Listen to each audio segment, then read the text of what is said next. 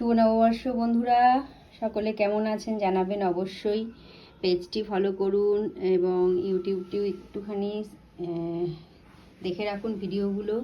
আজ শুভ নববর্ষ। প্রত্যেকটা ফুল নিজের গাছের, দেখুন আসলে নিজের গাছের ফুল দিয়ে পুজো করার মধ্যে একটা আলাদা শান্তি, আলাদা সন্তুষ্টি কিন্তু করা যায়, মানে ফিল করা যায়। যারা নিজের গাছের ফুল দিয়ে পুজো দেন তারা জানেন যে নিজের গাছের ফুল দিয়ে পুজো দিতে কতটা কতটা কতটা কতটা ভালো লাগে। তো জবা দেখুন, আমার নিজের গাছের অনেক জবা আজকে ফুটেছে, ঠেসে ঠেসে রেখেছি সব, প্রচুর জবা পুজো দেব।